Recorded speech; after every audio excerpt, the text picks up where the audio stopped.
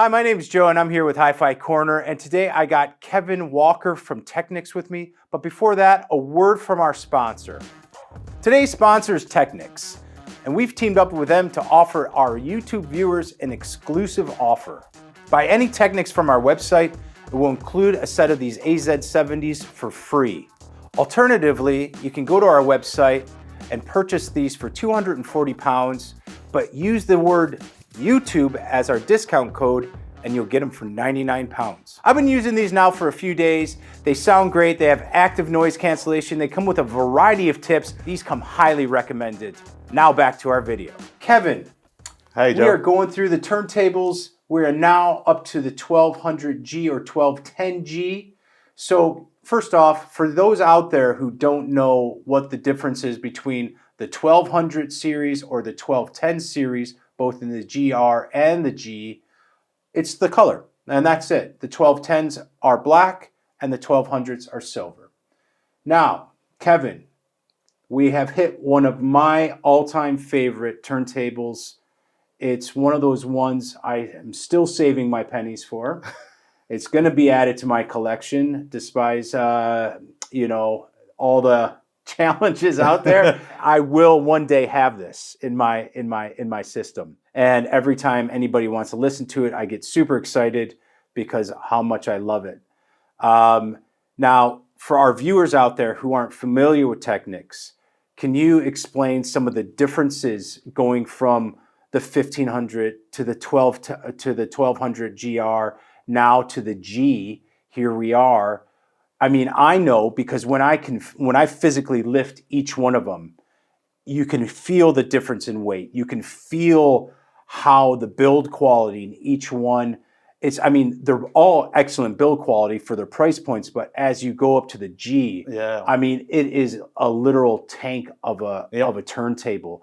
And so can you explain what's happening here now? I think the thing is that people don't seem to grasp with Technics turntables is because they look the same, they are the same, okay?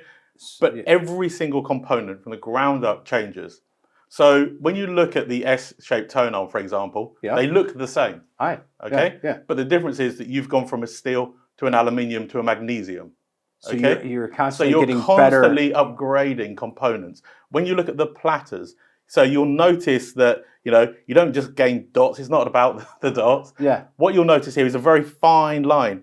So when you look at that, if I move you then go, oh, actually, it's got a brass top plate on the platter. So that's 2 millimeters thick, solid brass, which is what adds a lot to the weight. And every component is improved. So you get better isolation with the isolation feet. You get double layered on your chassis. So every single part of it is upgraded. The easiest way to tell the difference is what I would do is come over to HiFi Corner and say, can I lift your turntables? Because if you we may not allow you to do that, but I see where Kevin's going for this. I see where he's going.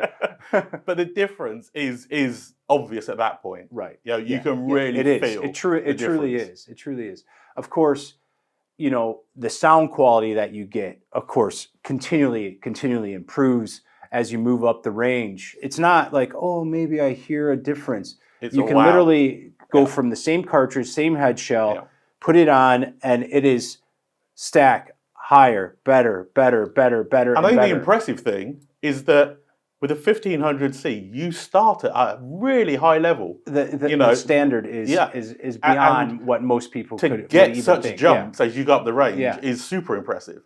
Because you kind of go, that's really good, And with direct drive, it already sets a benchmark as far as I'm concerned. I love faffing with belts. I literally haven't got that amount of time in my life.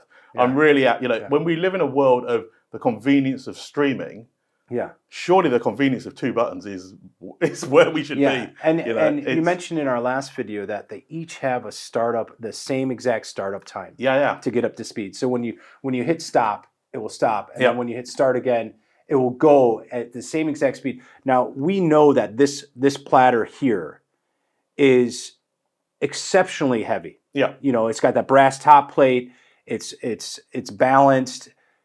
Can you tell me a little bit about the motor to get it moving as fast as something as light as like the 15? So the torque involved is huge. The only way I can kind of put it into like layman's terms, because I always say this is, if you were to walk the width of this room and time it, that's like a 1500C. Right. Okay? If I then said, right, you've got to walk the width of this room, start and stop in the same exact time, but you've got to push a bike. Yeah. That's a GR. Right. When we get to here, we're kind of, it's that constant thing. By the time we've got to the SL-1000R, it's like trying to do it with a car. Right. So the point is, it's this constant, how do I move this torque, force from zero moving, all the way up? But it's not just the getting it going, so that takes huge amounts of torque, but it's then reining it in once it's got to speed, so it stays exactly right. So it's super impressive. I know. As I said, it's one of those ones that I continually save my pennies for. You will have one. I will definitely. Well, Kevin, thank you so very much. We're going to now move on to the 1000 turntable. Again, I will have to say for a little while on that one as well, but that is another dream turntable of mine. Thank you again for watching, and remember, enjoy your music.